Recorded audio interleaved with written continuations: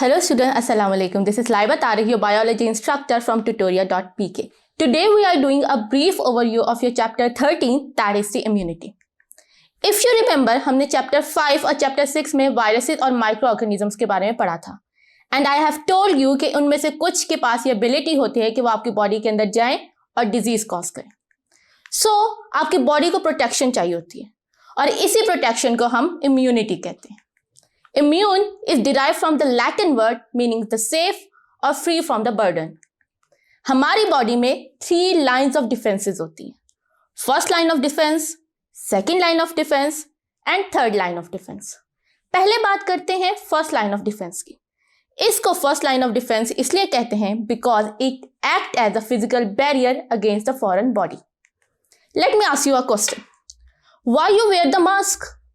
The answer is simple कि हम mask इसलिए पहनते हैं ताकि हमारी नोज और हमारा माउथ जो है वो प्रोटेक्ट हो जाए फ्रॉम द जर्म्स, और यही आपका फर्स्ट लाइन ऑफ डिफेंस है. हमारी स्किन कवर करती है हमारी बॉडी को in order to protect our body from the microbes attack. अगर हम स्किन के स्ट्रक्चर को देखें तो it is made up of 2 parts, epidermis and dermis. Most cells of the epidermis are made up of thick protein coat that is known as keratin. और आपके epidermis में कुछ सेल्स जो होते हैं वो डेड होते हैं, जिसकी वजह से अगर आपके माइक्रो ऑर्गेनिजम्स लैंड भी कर जाएं तो वो न्यूट्रिएंट्स और वाटर की गैर मौजूदगी में डेथ हो जाती है. इसके अलावा अगर आप डर्मिस को देखें तो हमारे डर्मिस में 2 ग्लैंड्स प्रेजेंट हैं. सेबेशियस ग्लैंड जो कि सीबम यानी कि एक ऑयली सब्सटेंस प्रोड्यूस करता है, और स्वेट ग्लैंड जिसके अंदर वाटर और मिनरल्स होते हैं. ये वाटर और मिनरल्स मिल के आपकी वायरसेस और बैक्टीरियाज की इन्वेजन को स्टॉप करते हैं. इसके बाद हम बात करते हैं नोज की. हम सबको पता है कि हमारी नोज की internal lining is covered with the thin hairs which is known as vestibules. इन वेस्टिब्यूल्स का काम ये है कि ये आपकी नोज के अंदर एंटर होने वाले डस्ट पार्टिकल्स को स्टॉप करती है, और अगर डस्ट पार्टिकल्स फाइन हो तो डोंट वरी अबाउट इट. हमारी नोज के अंदर जो म्यूकस प्रोड्यूस होता है वो आपकी इन फाइन डस्ट पार्टिकल्स और माइक्रोब्स को जो है वो स्टॉप करते हैं और उन्हें कवर करता है और फिर उन्हें एलिमिनेट कर देता है इन योर स्टमक. फिर हम अब बात करते हैं माउथ की.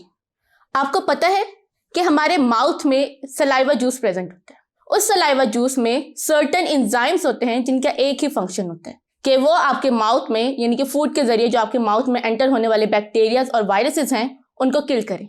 और अगर वो इस मकसद में कामयाब नहीं हो तो जब आपकी फूड स्टमक में आती है तो आपका stomach is literally filled with the acid. वो एसिड इन माइक्रोब्स और बैक्टीरियाज को किल कर देते हैं. ये तो थी आपकी first line defence.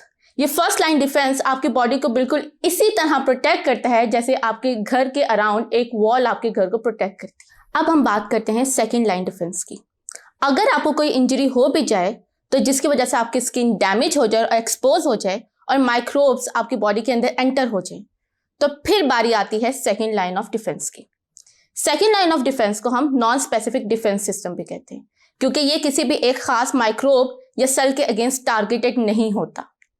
Second line of defence पे बहुत सारे रिस्पॉन्सेज और सेल्स आ जाते हैं, लेकिन हम सबसे पहले बात करते हैं किलर सेल्स की. एज द नेम इंडिकेट, ये वो सेल्स होते हैं जो कि आपके डैमेज सेल्स और आपके माइक्रो ऑर्गेनिजम्स को अटैक करते हैं और उनको डिस्ट्रॉय करते हैं. There are total 3 types of killer cells: macrophages, neutrophils and natural killer cells. Macrophages ये वो मोनोसाइट्स होते हैं जो कि ब्लड वेसल से निकल के आपके टिश्यूज और ऑर्गन में एंटर हो जाते हैं. ये आपके माइक्रो ऑर्गेनिजम्स को ना सिर्फ इनगल्फ और डिस्ट्रॉय करते हैं बल्कि आपके दूसरे बॉडी सिस्टम्स को भी अलर्ट कर देते हैं. फिर उसके बाद आते हैं second phagocytes that are the neutrophils. They are most abundant in your body, यानी आपकी बॉडी में सबसे ज्यादा नंबर इन सेल्स का होता है.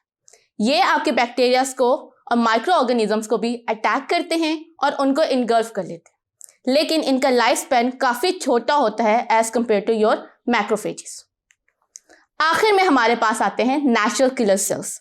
एज द नेम इंडिकेट, ये वो सेल्स होते हैं जो कि आपकी बॉडी के अंदर जो इन्फेक्टेड सेल्स यानी जिन सेल्स के ऊपर आपका वायरस या आपके बैक्टीरिया अटैक कर चुका होता है, ये उनको आइडेंटिफाई करते हैं और उनको डिस्ट्रॉय करते हैं ताकि बैक्टीरिया और वायरस की मल्टीप्लिकेशन को उसी टाइम पे स्टॉप किया जा सके. ये सेल्स आपके कैंसेरियस सेल्स और दूसरे एबनॉर्मल सेल्स को भी आइडेंटिफाई और डिस्ट्रॉय करने की एबिलिटी रखते हैं. हमारे पास काफ़ी ज़्यादा प्रोटीन्स होते हैं जिनको हम प्रोटेक्टिव कम्प्लीमेंट्री प्रोटीन्स कहते हैं। ये प्रोटीन्स मोर देन 30 टाइप्स के आपकी बॉडी में प्रोड्यूस होते हैं और ये सारे आपके लिवर प्रोड्यूस करता है। ये मोस्टली इनएक्टिव फॉर्म में होते हैं, लेकिन जैसे ही आपकी बॉडी के अंदर second line of defence activate होता है तो ये प्रोटीन्स भी एक्टिवेट हो जाते हैं। ये आपकी बॉडी में मल्टीपल फंक्शंस परफॉर्म करते हैं। फॉर एग्जांपल, इन्फ्लेमेशन को प्रमोट करना और पैथोजेंस को अटैक करना और आइडेंटिफाई करना। फिर हमारे पास एक स्पेसिफिक सेकेंड प्रोटीन होता है जिसको हम इंटरफेरॉन कहते हैं। नाम से आप अंडरस्टैंड करें, इंटरफेरॉन मीन्स टू इंटरफेयर। ये वो प्रोटीन्स होते हैं जो कि वायरस की मल्टीप्लिकेशन को इंटरफेयर करते हैं और उसके आरएनए या उसके डीएनए की रेप्लिकेशन और मल्टीप्लिकेशन को वहीं पे स्टॉप कर देते हैं। फिर हमारे पास सेकेंड लाइन ऑफ डिफेंस पे दो तरह के रिस्पॉन्सेस भी प्रोड्यूस होते हैं, इन्फ्लेमेशन रिस्पॉन्स और टेम्परेचर रिस्पॉन्स। सबसे पहले बात करते हैं इन्फ्लेमेशन रिस्पॉन्स की। इन्फ्लेमेशन सबसे ज़्यादा मेजर और इम्पॉर्टेंट रिस्पॉन्स है बिकॉज ये वो अलार्म सिस्टम है जो आपकी बॉडी को इंडिकेट करता है कि आपकी body is under attack by your microbes और एनी अदर फॉरेन पार्टिकल। जब आपकी बॉडी के अंदर इन्फ्लेमेशन होती है तो उसके common symptoms are heat, pain, redness, swelling and loss of function. फिर उसके बाद आता है टेम्परेचर रिस्पॉन्स। आपकी बॉडी में जब भी फीवर हो या हाई टेम्परेचर हो वो दो रीजन से होते हैं। समटाइम्स जो माइक्रो ऑर्गेनिजम्स होते हैं वो कुछ ऐसे केमिकल्स रिलीज करते हैं जो आपकी बॉडी टेम्परेचर को हाई कर देते हैं, जो फेवर करते हैं माइक्रोब्स की मल्टीप्लिकेशन और रेप्लिकेशन के प्रोसेस को। लेकिन समटाइम्स आपके अपने वाइट ब्लड सेल्स भी आपकी बॉडी का टेम्परेचर राइज कर देते हैं ताकि उनकी एक्टिविटी या उनकी जो भी वर्किंग होती है या उनका अटैकिंग सिस्टम जो होता है वो हाई टेम्परेचर की वजह से ज़्यादा इंक्रीज हो जाता है और वो इजीली बैक्टीरिया को किल कर देते हैं। अब हम बात करते हैं फाइनल लाइन ऑफ डिफेंस की, जिसको हम थर्ड लाइन ऑफ डिफेंस भी कहते हैं। ये डिफेंस स्पेसिफिक होता है एंड टारगेटेड होता है अगेंस्ट अ स्पेसिफिक एंटीजन यानी इन्वेडर के। इस रिस्पॉन्स में दो सेल्स बहुत ज़्यादा इंपॉर्टेंट रोल प्ले करते हैं, बी लिम्फोसाइट्स और B cells and T lymphocytes और टी सेल्स। सबसे पहले बात करते हैं टी लिम्फोसाइट्स की। ये वो लिम्फोसाइट्स होते हैं जो कि आपके बोन मैरो में प्रोड्यूस होते हैं एंड देन ब्लड सर्कुलेशन के थ्रू थाइमस में चले जाते हैं और वहां जाकर मैच्योर हो जाते हैं। जब इनको पता चलता है यानी कि जब ये एक्टिवेट होते हैं बाय योर बॉडी, ये मल्टीप्लाई होते हैं और डिवाइड होते हैं into 4 types of different cells. First is the cytotoxic cells, then we have the helper cells, फिर हमारे पास आ जाते हैं suppressors T cells and then in the last we have the memory T cells. पहले बात करते हैं साइटोटॉक्सिक टी सेल्स की। Cytotoxic T cells are the actual killer cells, यानी ये वो सेल्स होते हैं जो कि आपके इन्फेक्टेड सेल्स को किल करते हैं और उनको डिस्ट्रॉय करते हैं। और इनके पास भी ये एबिलिटी होती है कि ये आपके एबनॉर्मल सेल्स जिनको हम ट्यूमर सेल्स या कैंसर सेल्स कहते हैं उनको आइडेंटिफाई करते हैं और उनको डिस्ट्रॉय करते हैं। फिर हमारे पास आते हैं helper T cells. As the name indicate, ये खुद जाके डिस्ट्रक्शन तो कॉज नहीं करते, लेकिन ये आपके दूसरे बॉडी के इम्यून सिस्टम यानी कि आपके बी लिम्फोसाइट्स और टी सेल्स को एक्टिवेट करते हैं और उनके अंदर स्टार्ट करते हैं सेल डिवीजन, ताकि जितने ज़्यादा आपके पास बी सेल्स और टी सेल्स होंगे उतना ही अच्छा आपका स्पेसिफिक रिस्पॉन्स प्रोड्यूस होगा। Then we have the suppressor T cells. इनका काम होता है मैस को क्लियर करना, यानी जब आपकी बॉडी से थ्रेट खत्म हो जाए या इन्फेक्शन खत्म हो जाता है तो ये सेल्स आपके इम्यूनिटी को शट डाउन कर देते हैं, क्योंकि अगर आपकी इम्यूनिटी शट डाउन नहीं होती तो आपकी इम्यूनिटी आपके अपने सेल्स और टिश्यूज को अटैक करना शुरू हो जाती है। और आखिर में हमारे पास आते हैं memory T cells. As the name indicate, ये वो सेल्स होते हैं जो कि आपकी बॉडी के एंटीजन को अंडरस्टैंड करते हैं और उसको याद रखते हैं, ताकि नेक्स्ट टाइम जब आपकी बॉडी के ऊपर यही एंटीजन दोबारा अटैक करे तो ये उसको फ़ौरन से अंडरस्टैंड करें और फिर ऐसा रिस्पॉन्स प्रोड्यूस करें जो कि ज़्यादा स्ट्रॉन्गर और इफेक्टिव हो देन द लास्ट वन। अब हम बात करते हैं बी लिम्फोसाइट्स या बी सेल्स की। ये बी सेल्स प्रोड्यूस होते हैं इन द बोन मैरो और फिर ये मेच्योर होते हैं into the other part of your body और ये एक्टिवेट होते हैं आपके हेल्पर टी सेल्स से। और फिर जब ये एक्टिवेट होते हैं ये डिवाइड होते हैं to form the 2 types of B cells. पहले सेल को हम मेमोरी बी सेल्स कहते हैं एंड सेकेंड सेल्स को हम प्लाज्मा बी सेल्स कहते हैं। पहले बात करते हैं मेमोरी बी सेल्स की। एज द नेम इंडिकेट, ये आपके मेमोरी टी सेल्स की तरह होते हैं। ये भी आपके एंटीजन यानी फॉरेन बॉडी को अंडरस्टैंड करते हैं और उसके खिलाफ उसको अंडरस्टैंड करके देन ये साइड पे हो जाते हैं। फिर उसके बाद जब यही एंटीजन दोबारा अटैक करता है तो ये सेकेंड रिस्पॉन्स प्रोड्यूस करते हैं जो कि फर्स्ट रिस्पॉन्स से ज़्यादा क्विक और स्ट्रॉन्गर होते हैं। देन हम बात करते हैं प्लाज्मा बी सेल्स की। Plasma B cells fights the bacteria and viruses by making Y-shaped protein that is known as antibodies। और ये एंटीबॉडीज हर एंटीजन, हर इन्वेडर के लिए स्पेसिफिक होती हैं। हमने डिस्कस किया कि ये बी सेल्स एंटीबॉडीज प्रोड्यूस करती हैं।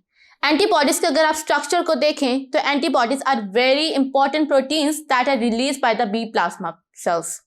ये आपके ब्लड में सर्कुलेट करती हैं और ये स्पेसिफिक होती हैं for the every antigen. Antigens किसी भी बैक्टीरिया या माइक्रोब को किल नहीं करती, बल्कि ये कुछ खास स्ट्रेटजीज अपनाती हैं जिसकी वजह से आपके दूसरे इम्यूनिटी के सेल्स उसको अटैक करते हैं और उसको किल करते हैं। फॉर एग्जाम्पल, ये किसी भी एंटीजन के साथ बाइंड हो जाती हैं और उसकी जो अटैकिंग साइट्स होती हैं उनको ब्लॉक कर देती हैं, जिसकी वजह से वो एंटीजन आपके सेल के साथ जाकर अटैचमेंट और मल्टीप्लिकेशन का प्रोसेस स्टार्ट नहीं कर सकता। उसके अलावा इनके पास ये एबिलिटी होती है कि ये मल्टीपल एंटीजेंस के साथ बाइंड हो जाएं और ये एक मैस क्रिएट करते हैं जिसके प्रोसेस के through by known as agglutination. इस प्रोसेस के थ्रू जो मैस क्रिएट होता है वो इतना बड़ा होता है कि वो ब्लड वेसल्स में या टिश्यूज के अंदर फ्लोली या इजीली मूव नहीं कर सकता और यही आपके मैक्रोफेजेस को अट्रैक्ट करता है और मैक्रोफेजेस आते हैं, उसको इनगल्फ करते हैं और उसको क्लियर कर देते हैं।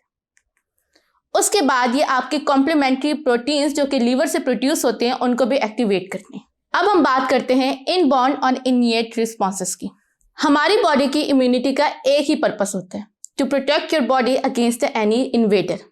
बायोलॉजिस्ट इस रिस्पॉन्स को दो कैटेगरीज में डिवाइड करते हैं, इनेट और इनबॉर्न रिस्पॉन्सेस और एक्वायर्ड इम्यूनिटी। इनेट और इनबॉर्न इम्यूनिटी ये फर्स्ट और सेकेंड लाइन ऑफ डिफेंस को कहते हैं और ये रिस्पॉन्स नॉन स्पेसिफिक होते हैं, यानी आपको कोई भी वायरसेस हो, कोई भी बैक्टीरिया हो या कोई भी फॉरेन बॉडी हो, उसके लिए एक ही टाइप का रिस्पॉन्स प्रोड्यूस होता है। Then we have the acquired immunity. ये इम्यूनिटी ज़्यादा स्ट्रॉन्गर, इफेक्टिव और स्पेसिफिक होती है। यहाँ पे ये इम्यूनिटी एक्ट करेगी अगेंस्ट एवरी एंटीजन और पैथोजन डिफरेंटली और इसको हम फर्दर टू कैटेगरीज में डिवाइड करते हैं, active immunity and passive immunity. यहाँ पे ये बात आपको अंडरस्टैंड होनी चाहिए कि एक्टिव और पैसिव इम्यूनिटी दोनों नेचुरल और आर्टिफिशियल मेथड से अचीव की जा सकती है। In the last we will discuss the disorders of the your immune system. इसमें सबसे पहले डिजीज का नाम है एलर्जीज। एलर्जीज कोई डिजीज नहीं है बल्कि एक रिस्पॉन्स है जब आपकी प्लाज्मा की एंटीबॉडीज अटैच होती हैं आपके हिस्टामीन प्रोड्यूसिंग सेल्स के साथ, तो वो एक केमिकल रिलीज करते हैं और उस केमिकल की वजह से आपकी बॉडी के अंदर एलर्जीज रिएक्शन प्रोड्यूस होते हैं। हमारी बॉडी में बहुत सारी टाइप्स ऑफ एलर्जीज होती हैं, पोलर एलर्जी, कोल्ड एलर्जी और फूड एलर्जी वगैरह। उसके बाद हम बात करते हैं ऑटो इम्यून डिसऑर्डर की। मैंने आपको बताया था कि समटाइम्स आपका इम्यून सिस्टम हाइपर एक्टिव हो जाता है और जब वो बहुत ज़्यादा एक्टिव हो जाता है तो वो आपके फ्रेंड्स और इन्वेडर्स के दरमियान का फ़र्क भूल के आपके अपने ही सेल्स और टिश्यूज़ को अटैक करते हैं। इसको हम ऑटो इम्यून डिसऑर्डर्स कहते हैं। In the last we have transplant rejection. हम सबको पता है कि हमारी पूरी बॉडी के सेल्स पे एक खास काइंड का एड्रेस लिखा हुआ होता है। जब आप किसी डोनर से, चाहे वो ब्लड हो या ऑर्गन, लेते हैं और अपनी बॉडी में लेते हैं तो उसका एड्रेस और हमारी बॉडी का एड्रेस मैच नहीं करता, जिसकी वजह से आपके बी लिम्फोसाइट्स और आपके टी लिम्फोसाइट इसको as a foreign body treat करते हैं, उसको अटैक करते हैं और उसको किल कर देते हैं। इसको हम ट्रांसप्लांट रिजेक्शन कहते हैं। इसके साथ ही हमारे टॉपिक्स कंप्लीट हुए। आई होप आपको मेरे आज के बताए हुए टॉपिक्स अच्छे से समझ आ गए होंगे। This is Laiba Tariq from tutoria.pk signing off. See you in the next video. Take care. Allah Hafiz.